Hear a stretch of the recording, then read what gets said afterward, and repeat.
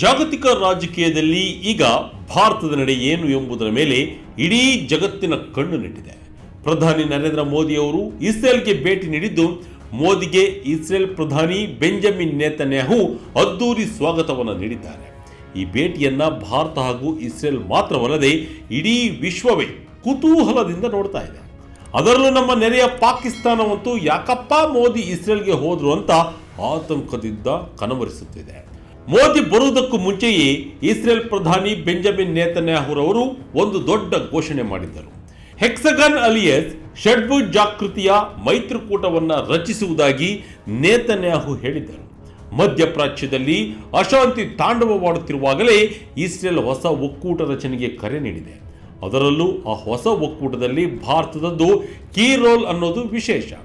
Benjamin ನೇತನ್ಯಾಹುರವರ ಈ ಪ್ರಸ್ತಾಪ ಕೇಳಿ ಅತ್ತ ಪಾಕಿಸ್ತಾನಕ್ಕೆ ಈಗಲೇ ನಡುಕ ಶುರುವಾಗಿದೆ.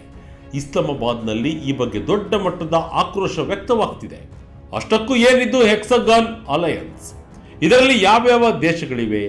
ಭಾರತ ಇದಕ್ಕೆ ಸೇರೋದ್ರಿಂದ ನಮಗೇನು ಲಾಭ? ಇದು ಮಿಲಿಟರಿ ಒಕ್ಕೂಟನಾ ಅಥವಾ ಬರೀ ವ್ಯಾಪಾರಕ್ಕ? ಈ ಎಲ್ಲ ಇಂಟ್ರೆಸ್ಟಿಂಗ್ ವಿಚಾರಗಳ ಕಂಪ್ಲೀಟ್ ಡೀಟೇಲ್ಸ್ ಇಲ್ಲಿದೆ ನೋಡಿ.